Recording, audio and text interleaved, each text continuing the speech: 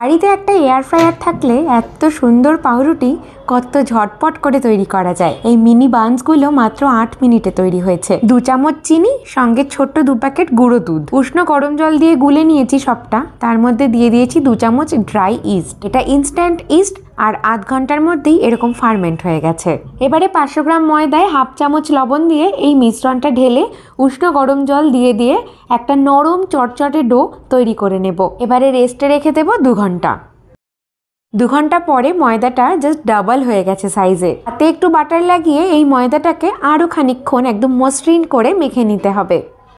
আর এই সময় 1 চামচ বাটার এই মাখার মধ্যে ময়দা মাখায় মিশিয়ে দিতে হবে।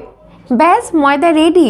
তুমি এই ময়দা দিয়ে যে কোনো শেপের পাউরুটি তৈরি করতে পারো। তুমি কড়াইতে চাইলেও কেকের মতন করে বেক করতে পারো। আমি তৈরি করব আগারোর ডিজিটাল সাফায়ার এয়ার ফ্রায়ারে। ট্রেটার মধ্যে একটু বাটার ব্রাশ করে আমি লেচিগুলো একে একে পরপর সাজিয়ে দিলাম। এবারে আধ ঘন্টার জন্য আরো একটু রেস্ট দেব। সাইজে দেখো আরো খানিকটা ফুলে ফেপে উঠেছে।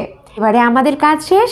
180 ডিগ্রি টেম্পারেচারে 8 মিনিটের জন্য এয়ার ফ্রায়ারে দিয়ে দাও। আর 8 মিনিট পরে সুপার সফট, নরম, তুলতুলে, একদম ফ্লাফি বান রেডি। বাজেটের মধ্যে একটা ভালো এয়ার ফ্রায়ার কিনতে হলে এই প্রোডাক্টের লিঙ্কটায় ক্লিক করে এয়ার ফ্রায়ারটা কিনতে পারো।